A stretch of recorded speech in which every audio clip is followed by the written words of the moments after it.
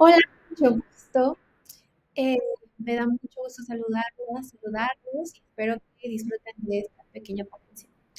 El título de este trabajo es Pensar, Crear, Analizar, Fortalezas y Debilidades en los modelos de creatividad. Me presento, soy Cecil Paola Ramos del Prado. Actualmente soy estudiante en la maestría en docencia media superior en la Facultad de Psicología de la UNED y ese trabajo también está realizado por la doctora María Santos Becerril Pérez. Bueno,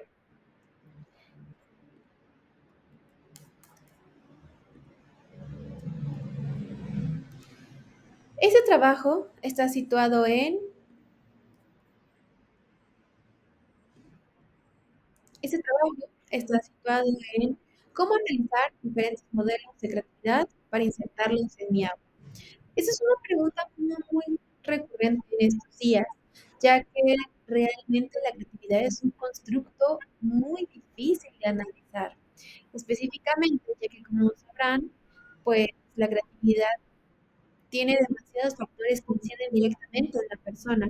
No solamente la parte socioeconómica, el cómo se inciden dentro del salón de clases, cómo es el docente, sino también en qué ámbito se encuentra la persona, qué bagaje teórico, social, cultural ha tenido a lo largo de su formación.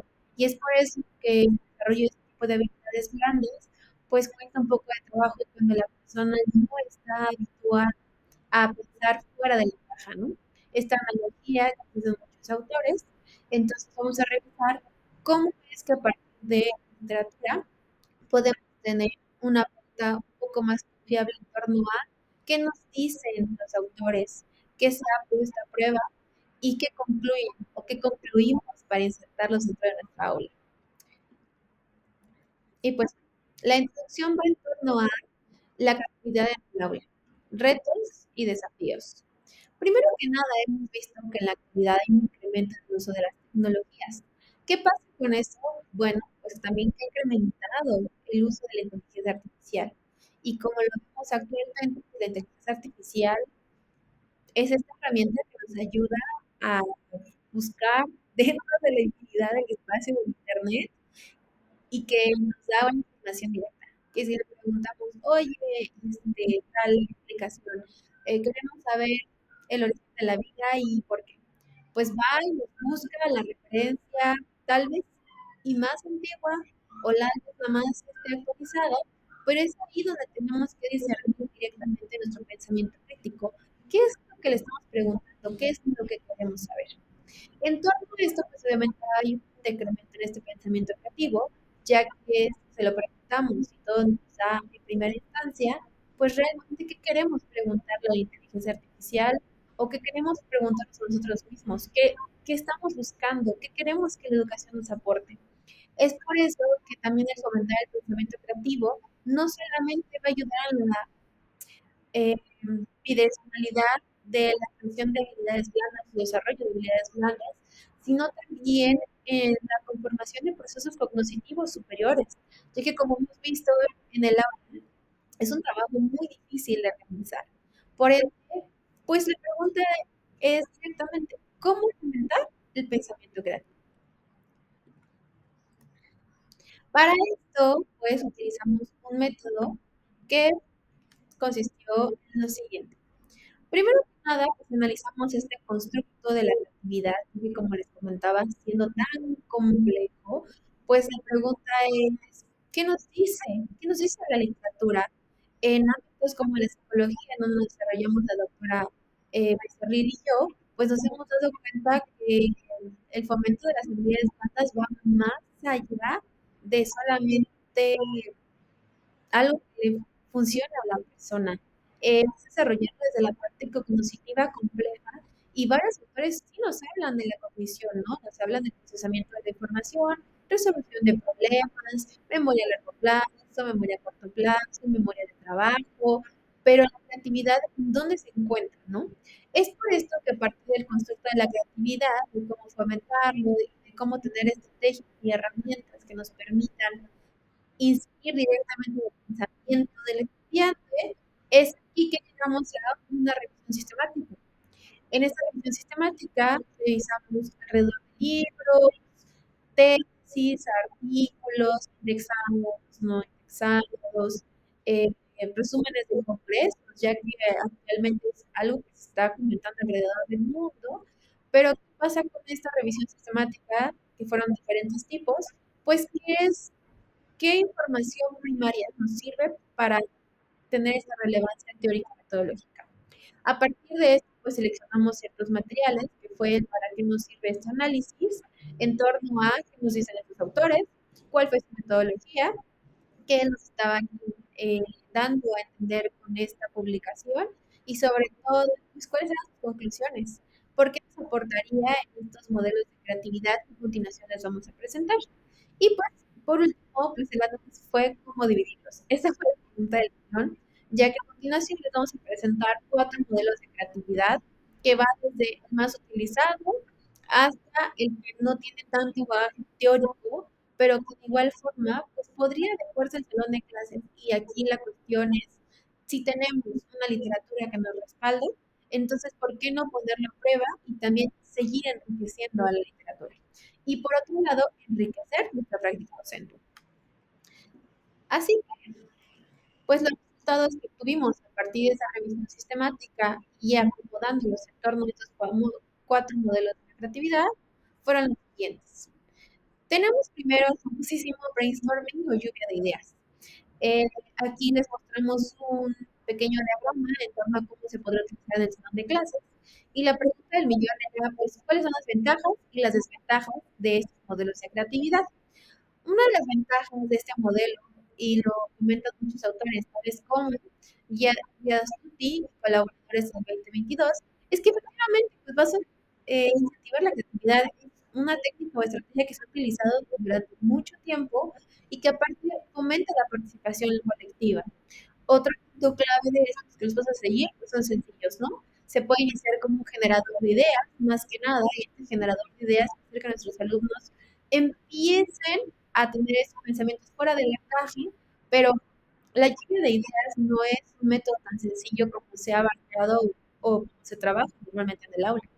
Tiene muchas desventajas, ya que principalmente el docente debe saber mediar esta actividad. Como sabemos, el docente es un mediador principal en torno al complejo proceso de enseñanza-aprendizaje y es por eso que no se deben delimitar las ideas. El docente debe marcar la pauta de que cualquier idea es correcta y de hecho las ideas que no sean las inmediatas son las más bienvenidas. ¿Por qué? Porque si se minimizan las ideas, solamente se gira en torno a una sola cuestión, o realmente no se enriquece con algo fuera de la caja, entonces no va a funcionar este brainstorming o lluvia de ideas. Es por eso que en los pasos que marcamos a continuación, pues algo muy importante y que se dé es que en el punto 5 es que se deben de recibir todas las ideas y pues se deben de plasmar para que obviamente posteriormente entonces como mediador conjunte esto y las ideas que realmente no aporten, pues se retiran. Luego, otro modelo que tenemos pues es el método de Walt Disney.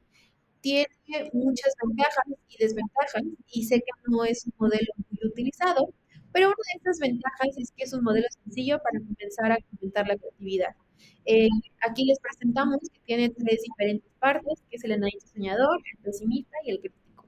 Algo que ayuda mucho dentro del salón de clases y que también lo han visto varios autores como Amir, Amir Nudi y Saleh, perdón, en el 2020, es que se pasan de ser personajes familiares que desarrollan su función. En la persona que lo creó, el publicista Robert Hills, algo que buscaba y que se ha seguido trabajando y que él ha seguido trabajando, pues esta conformación de redes semánticas también actuales y la complejidad del pensamiento hacia cómo quitar lo que nos limita y al mismo tiempo analizarlo, ya que este análisis va a fungir como un mediador principal del pensamiento y del desarrollo, tanto para el docente como para el alumno, para el fomento de la creatividad. Algunas de las ventajas de este modelo es que el contexto en el que fue creado, pues es complejo, ya que no incide solamente en la creatividad, incide también en qué herramientas tiene la persona, cómo es que está viendo la problemática, qué es lo que tiene que mejorar, qué es lo que no tiene, qué es lo que no tiene tanto sustento teórico. Y esos autores como Ostrovsky y colaboradores nos dicen justamente esto. También hay algo que es esta reestructuración cognitiva por parte de la persona, y lo vemos por parte de Maribel y colaboradores, en torno a si el docente no tiene una estructuración cognitiva hacia qué es lo que quiera, pues va a ser un poco complicado que incida en el alumno directamente y en su pensamiento. Luego pasamos a otro modelo que ha sido muy utilizado y creo que este es el que mayor peso teórico y conceptual tiene, ya que hay muchos tipos de abordajes en torno. De hecho, la Universidad de Stanford hizo un bootcamp en torno a cómo utilizar esa estrategia de creatividad, pero no, algo muy importante que me gustaría resaltar es que a pesar de que el modelo de Design Thinking, el cual vimos aquí, tiene mucho bagaje teórico, también tiene este bagaje teórico que es complicado. Si el docente no está acostumbrado a utilizarlo en su aula o cómo incidir en esta estrategia de creatividad, pues va a ser difícil que los alumnos lo entiendan. ¿Por qué? Porque es un proceso que no es lineal, que se puede estar regresando, que no puede tener la bolita, a la idea, entonces tiene que regresar y tiene como que ser este casi un juego de ping-pong de tú me das una idea, la implementamos, la trabajamos en equipo, etcétera. Es un modelo cíclico y esa es una de las desventajas, ya que no se puede regresar a algún paso anterior, analizar el siguiente, etcétera. Y pues se pretende algo muy importante, que la persona empatice con la problemática. A comparación de los modelos de creatividad anteriores, el empatizar y que la persona también incide en su propio contexto social va a dar un bagaje más enfocado en torno a por qué queremos desarrollar la creatividad. Una de las desventajas es que se requiere un entrenamiento previo, como les comentaba, el docente debe estar familiarizado con la creatividad y pues también el docente debe habituarse a nuevas estrategias. Por último, me gustaría preguntarles el método Da Vinci. El entorno en la literatura que encontramos, como les comentaba, pues este no tiene como tanto bagaje teórico y más que nada se habla del personaje, no como tal de este método. Este método lo retomamos del libro de Chalco, que se llama Thinker Tools, en donde presentan muchas estrategias de creatividad. Aquí la presentación es por qué no sumergirnos a ese tipo de libros y ver qué podemos utilizar en las aulas, qué es lo que nosotros como docentes nos va a servir, qué, qué métodos y modelos pueden tener incidencia de la actividad de pensamiento crítico y de la complejidad para que a la larga los procesos cognitivos superiores como analizar y crear es más fácil de desarrollar en el aula. Ese está basado en un personaje famoso y autoras que lo retoman es como Boykovic en el 2016. Y algo importante es que aquí sí retoma la reflexión. Como sabemos, relajarnos en torno a la creatividad es un punto clave. Y las desventajas es que pues no hay mucha literatura en torno a su aplicación y el docente debe estructurar y limitar los objetivos para su uso. Por ende, pues es mucho la invitación a que si alguien quiere retomar este libro, pues lo retome y que empezamos también a construir literatura y la teoría, porque por eso la educación se va enriqueciendo. Sin la teoría no tendríamos nada, para que poco a poco pues se fomente el uso de este tipo de estrategias. Y bueno, en conclusiones, pues este bagaje que tuvimos y la revisión sistemática de los artículos, es que pues en primera instancia, pues es un trabajo de preparación por parte del docente, en poder presentar, incidir y pues, eh, fomentar el pensamiento creativo. Interrogantes comunes con varios alumnos y que pretenden desarrollar son clave. También el impacto directo en los estudiantes en cuestiones como por qué es importante desarrollar esas habilidades demandas, porque cómo definir y aplicar ese constructo. Y por último, pues la búsqueda de la información en torno a la creatividad. Hay un banco de información enorme en torno a la creatividad, pero ¿qué nos sirve a nosotros? Y metodológicamente, ¿qué bases tiene para poderlo aplicar? Así es que, ¿cómo se replica en otros espacios? Y cómo promover esto en la investigación educativa. Por último, me gustaría darles esta pregunta en torno a la reflexión a este tema y es, ¿qué me sirve como docente dentro de mi aula? Así que, pues, analizarlo. eh, Espero que esta ponencia les haya enriquecido un poco. Si tienen dudas o preguntas, pues pueden contactarnos y estamos al pendiente de lo que ustedes requieran. Dejamos nuestros datos de contacto dentro del Congreso. Así que gracias.